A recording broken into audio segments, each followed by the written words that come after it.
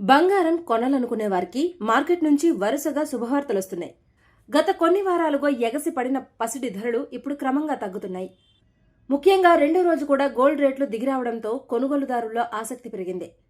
అంతర్జాతీయ పరిణామాలు, రూపాయి బలపడటం కలిసి దేశీయ మార్కెట్పై ప్రభావం చూపుతున్నాయి. ప్రపంచవ్యాప్తంగా పెట్టుబడిదారులు అనిశ్చిత పరిస్థితుల్లో బంగారాన్ని సురక్షిత పెట్టుబడిగా భావిస్తారు. ఇటీవల పశ్చిమాసియాలో నెలకొన్న ఉద్రిక్తతల కారణంగా గోల్డ్ ధరలు భారీగా పెరిగాయి.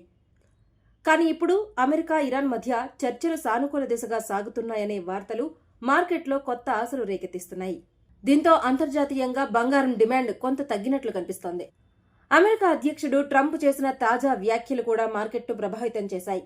ఇరాన్తో చర్చలు ముందుకు సాగుతున్నాయని, త్వరలో ఉద్రిక్తతలు తగ్గే అవకాశం ఉందని ఆయన సంకేతాలు ఇవ్వడంతో పెట్టుబడిదారులు బంగారం నుంచి కొంతమేర దూరమవుతున్నట్లు ట్రేడింగ్ వర్గాలు చెప్తున్నాయి.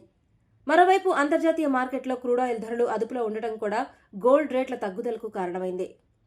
దేశీయంగా చూస్తే రూపాయి విలువలో కనిపిస్తున్న స్వల్ప బలపాటు కూడా బంగారం ధరలను తగ్గించింది.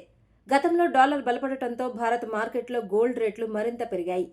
ఇప్పుడు మాత్రం పరిస్థితి కొంత మారింది. అంతర్జాతీయ మార్కెట్లో తగ్గుతున్న ధరలకు అనుగుణంగా దేశీయ మార్కెట్లో కూడా మార్పు కనిపిస్తోంది.